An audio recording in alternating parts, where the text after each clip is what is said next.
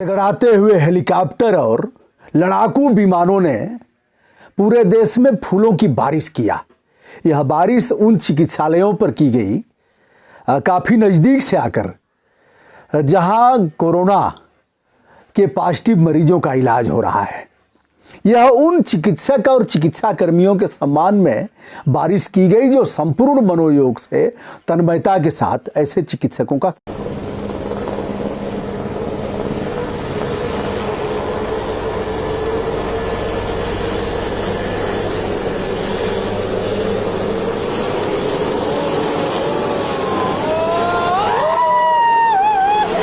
सम्मान इलाज कर रहे हैं। ऐसे लोगों का सम्मान होना ही चाहिए। सम्मान लोग कर भी रहे हैं। इन्हें माननीय प्रधानमंत्री जी ने योद्धाओं की संज्ञा दिया। पूरे देश के चिकित्सकों को लोग योद्धा कह रहे हैं। वाराणसी में भी इस प्रकार की वर्षा की गई। बाबतपुर से हेलीकॉप्टर उड़ा और दीनदयाल काशी हिंदू विश्वविद्यालय और ऐसे चिकित्सालयों के ऊपर से काफ़ी नज़दीक आकर हेलीकॉप्टरों ने फूलों की बारिश किया। सम्मान प्रकट किया गया। तीनों सेनाओं ने प्रकट किया सम्मान, जल सेना, थल सेना, वायु सेना।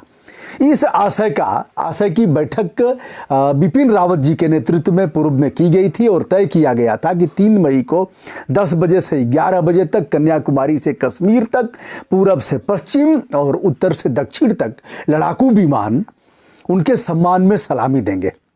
सम्मान हम भी प्रकट कर रहे हैं, पूरा विश्व प्रकट कर रहा है, विनम्रता के साथ कर रहा है।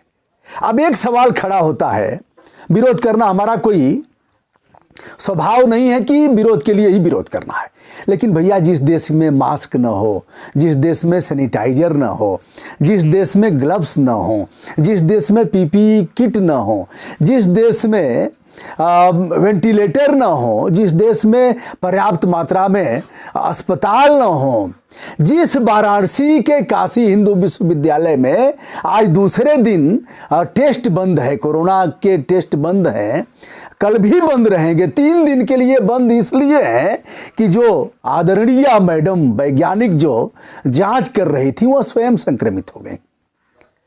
संक्रमित होने के बाद कहा गया कि 3 दिन तक सैनिटाइज किया जाएगा। भैया मेरा तो मोटा मोटा दिमाग है, मैं नहीं समझ पा रहा हूं कि 3 दिन उस लैब को, उस प्रयोगशाला को सैनिटाइज करने का क्या मतलब है। सैनिटाइज तब किया जा रहा है जब मैडम संक्रमित हो गई।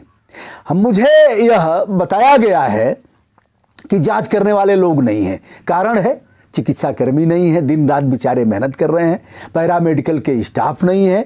यह भी सच है कि डॉक्टर नहीं है और असीमित ड्यूटी लोग कर रहे हैं, लगातार सेवाएं दे रहे हैं। ऐसे में भैया गरीब देश में कम से कम 10 करोड़ रुपया लगा होगा।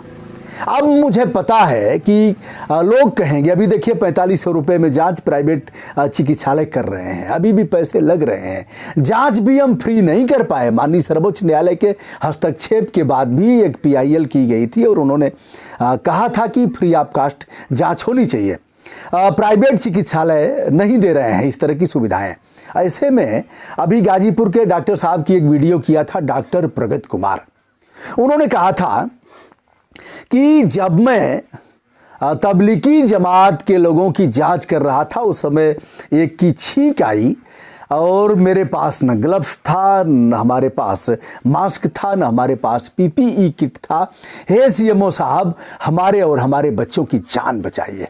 मेरे पास कई एक पत्र हैं जो मेडिकल कॉलेजों के जो अधीक्षक हैं उन लोगों ने शासन को लिखा है कि हमारे पास ये सुविधाएं नहीं है, ऐसी स्थिति में जांच करना काफ़ी कठिन है। यह सच्चाई है। चाइना हमारे देश को दे रहा है, घटिया सामग्री दे रहा है और उसे फिर लौटाया जा रहा है। तमाम देश दे रहे हैं, हम लगातार मांग कर रहे हैं, हमारे पास किट का अभाव है। ऐसे में भैया कम से कम 10 करोड़ रुपए फूलों की बारिश करने का मतलब क्या है। विनम्रता के साथ मैं कहना चाहूंगा माननीय प्रधानमंत्री जी, आपने आभार जताया, उन्हें योद्धा कहा, यह बड़ी बात है। माननीय प्रेसिडेंट ऑफ इंडिया, महामहिम प्रेसिडेंट ऑफ इंडिया ने उनके प्रति कृतज्ञता ज्ञापित किया, यह एक बड़ी बात है। विभिन्न प्रदेशों के महामहिम राज्यपाल और माननीय मुख्यमंत्रीगण उनके प्रति अपनी संवेदना प्रकट कर रहे हैं चिकित्सकों और चिकित्सा कर्मियों के साथ। यह भी गर्व की बात है। उनके पैसे काट दिए। पैसे का मतलब जो डीए और अन्य प्रकार के जो भत्ते थे वह नहीं बढ़ेंगे 2021 तक, और इस पर भी हमने वीडियो किया था। वह तो उनमें कटौती करके फूलों की बारिश का मतलब क्या है साहब? वह लोग अपने घर नहीं जाते हैं, जाते भी हैं तो सोशल डिस्टेंसिंग का पालन करते हैं कि अगर हमारे बच्चे हमारे पास आएंगे तो वह संक्रमित हो जाएंगे। अगर पुरुष चिकित्साकर्मी है तो अपनी पत्नी के पास नहीं जाता है। पत्नी अगर चिकित्सीय सेवाओं में लगी हुई है तो अपने पति के पास नहीं जाती। आज ऑनलाइन पढ़ाई हो गई है। एक एक लैपटॉप अगर उनके बच्चों को दे देते, एक एक टैब दे देते, जो छोटे छोटे एंड्रॉयड फ़ोन में पढ़ रहे हैं आंखें गड़ा करके, तो भी अच्छा होता। मजा तो यह आता इस पर जब इस महामारी पर हम विजय प्राप्त करते और महामहिम श्री राज्यपाल, प्रदेशों के माननीय मुख्यमंत्री गण, कहीं डिप्टी सीएम, कहीं माननीय प्रधानमंत्री जी, ऐसे लोगों को बुला करके सम्मानित करते। आनंद तो तब आता जब 1 करोड़ रुपया मेडिकल अफसर बनने में जो पैसे लगते हैं, आधे पैसे आप दे देते और हमारे तमाम बच्चे मेडिकल ऑफिसर बन जाते। उनकी पोस्टिंग आप 10 साल के लिए गांव में करते, अनुबंध हो जाता कि गांव में ही सेवाएं देंगे। वो सेवाएं देते भी।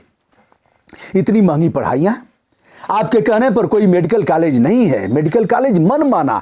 मेरे बच्चे का भी नीट क्वालिफाई किया था और सैकड़ों मेडिकल कॉलेजों के आए मैसेज और बात भी किया गया। कोई 60 लाख मांग रहा है पूरे कोर्स का, कोई 80 लाख मांग रहा है, इस तरह से है, कोई 50 लाख मांग रहा है। साहब नियम क्या है? मनमाना नियम, कोई कानून बन नहीं रहा है। तमाम बच्चे पढ़ करके बेरोजगार हैं। फार्मासिस्ट हैं, हमारी बेटी भी फार्मासिस्ट है, टॉप किया था, कहीं नियुक्ति नहीं हो पाई। आप मानक के अनुसार नियुक्ति करते कि चलिए 10% हम ऐसे बच्चों की नियुक्ति कर रहे हैं जिन लोगों ने अग्रिम पंक्ति में अपना परीक्षाओं को पास किया है। आप यह कर नहीं पाएंगे। फूलों की बारिश कर रहे हैं साहब।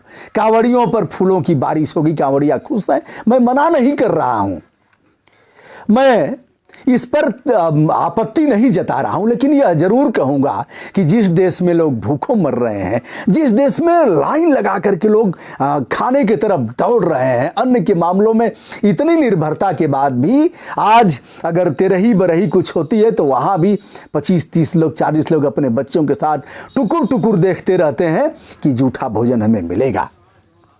वाराणसी जैसी जगह पर अभी भी वहाँ चलता है कार्यक्रम भोजन बांटने का, जहाँ भोजन बच जाता है, रात को भोजन दिया जाता है। ऐसे देश में करोड़ों रुपए खर्च करके फूलों की बारिश का कोई मतलब मेरे समझ में नहीं आता है। लेकिन मुझे पता है कि मैं गाली खाऊंगा। यह भी जानता हूँ कि कुछ लोग मेरे साथ लूज टाक, आपत्तिजनक भाषा का प्रयोग करेंगे। यह भी मैं इस बात से भीगी हूँ कि वह लोग इस वीडियो पर आएंगे और कहेंगे कि यह देश विरोधी तत्व है, हमेशा उल जलूल वीडियो करता रहता है, इसे अनसब्सक्राइब करो, इसे ब्लॉक करो। और दोस्तों, इसे भैया करोड़ों लोग कर देंगे तो भी सत्य बात कहने से रोकेगा कौन? मैं विनम्रता पूर्वक माननीय प्रधानमंत्री जी से कह रहा हूं, यह गरीब देश है। पहले के प्रधानमंत्री लोगों ने भी हाथ फैला करके भीख मांगा था, भीख आज भी मांगा जा रहा है। हम आत्मनिर्भर नहीं हो पाए हैं। कभी स्वाइन फ्लू के नाम पर, कभी चमकी बुखार के नाम पर, कभी बर्ड फ्लू के नाम पर, कभी अन्य बीमारियों के नाम पर लोग मरेंगे, लगातार मर रहे हैं।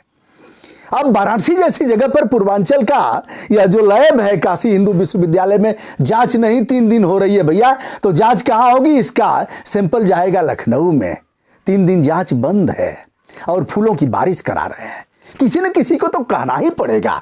जिंदा कौमें यदि हाथ पे हाथ रख करके बैठती हैं तो यह देश की सेहत के लिए, यह जो लोकतंत्र की नब्ज है उसको तो टटोलना ही पड़ेगा, यथार्थ का आभास कराना ही पड़ेगा, टोका टाकी और प्रभावी हस्तक्षेप लोकतंत्र में करना ही पड़ेगा। अन्यथा शासन और उसमें बैठे हुए लोग निरंकुश होंगे। वह कहेंगे कि जो मैं कर रहा हूं वही सत्य है और इसी तरह से उलझाते रहेंगे। दोस्तों, आशा करता हूं हमारा वीडियो आपको अच्छा लगेगा। मैं यह भी आशा करता हूं मैं आरटीआई मांग करके आपको बता दूंगा, बहुत आरटीआई, सैकड़ों आरटीआई लगाया है, और जिस पर जवाब नहीं मिलता है। जवाब देंगे ही, आज नहीं कल मैं मांग करके और दिखाऊंगा ही, जवाब देंगे। 10 करोड़ रुपया, कम से कम 10 करोड़ रुपया, जल सेना, थल सेना, वायु सेना, तीनों सेनाएं लग करके।